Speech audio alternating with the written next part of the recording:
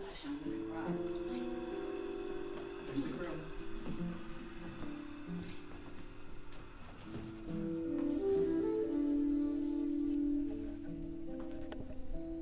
And who presents this woman to be married?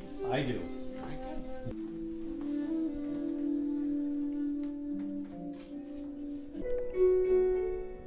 Just as the sleeping rose awaits the kiss of May, so in a world of snow, of things that come and go, must believe in spring and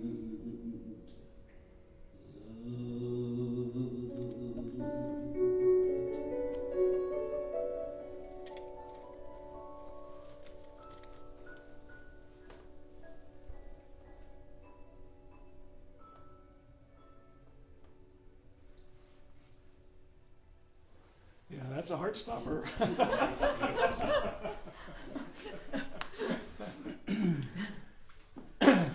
Jeff and Jamie are going to, in a few minutes, share personal reflections as they share their vows, but I just wanted to say a few things. One of the great privileges I have as a priest and minister is to stand before people who are really in love and witness that love and witness their saying the three most powerful words in the universe: I love you. And in this particular instance, at this day, this time, Jeff and Jamie are saying these three words in such a profound way, in such a meaningful and heartfelt way, that the entire rest of their lives will be different. Because as of today, when they say these three words, they are saying these words as husband and wife. And that first reading that I just read talked about the incredible joy and blessings that come when, a man has found a happy, beautiful, charming, gracious mate. And it talks about the riches and abundance that come with that kind of love. When you think about it, we don't know, out of close to 7 billion people on this planet right now, we don't know why, when the two people begin a relationship and begin to communicate, we don't know why that communication of those two people ends at a moment like this. I mean, there are so many different steps, emotional and psychological and physical and social and familial, that that you go through to come from that first email online, or the first Skype message, or the first song to this moment. And yet here we are. And I know Jeff a little bit better because I just talked to you yesterday, Jenny, but you have this respect and this reverence for the world, and you want the world to be a better, happier place, with people who are trying to become stewards of the earth rather than takers, people who are trying to build homes that leave a minimum carbon footprint, people who are trying to leave the world and the community a happier, better place than they found it. So I know already you are a romantic at heart, and for you to choose Jamie is a testament to the fact that she has that same spirit that resonates with yours. And what an incredible gift that at this stage in your lives you have found one another, and you have found that very, very elusive thing we call conjugal love. I mean, it is something that requires everything that you are.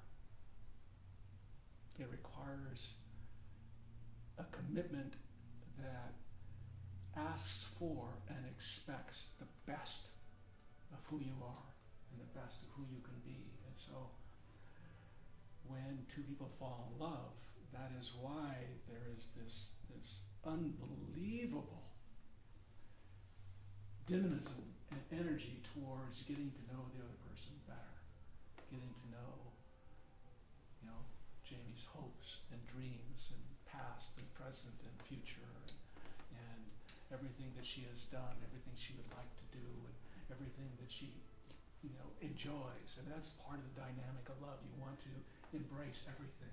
You want to embrace everything the person is.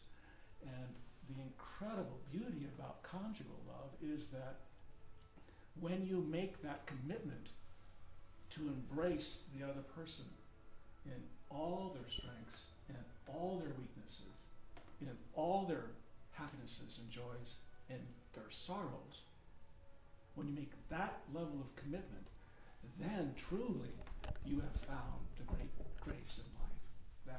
That grace we call marital love that is so vibrant, that is so joyful and so spontaneous and so refreshing that when other people meet two people in love, it brightens the room. When people come into a house where the husband and wife love one another, they're happy to walk in the front door. And you two have found it. And Jeff, I presume Jamie, that when something is precious, you have to nurture it. You have to guard it. You have to protect it. And by going through the hard times as well as the happy times, you make that bond so much stronger. So the wedding vows, as short as they are, I know you have personal things that you're going to share before the vows, but the wedding vows, as short as they are, tell you a great secret about marital life. And the secret is that you are vowing to love one another through everything, through health and sickness, through happiness and sorrow, through joy and pain, through success and failure. Why? Because you recognize that this gift, this attraction that you have for one another, is the greatest gift in life that God gives. So, Jewish, Anglican, they all bow down to the central mystery of love, because God is love. And anybody who loves knows God and is born of God. So, my congratulations to the two of you for finding one another. And, my prayer and my hope is that the maturity and the sensitivities that you both have will deepen and will strengthen. And when you come to the obstacles and challenges that every marriage and every life has, when you come to those obstacles and challenges, you say, she is my strength, he is my strength. We are going to go through this obstacle together, and we're going to come out even stronger and better and more committed. So now, why don't we begin with you, Jeff? Why don't you share your personal reflections, and then Jamie will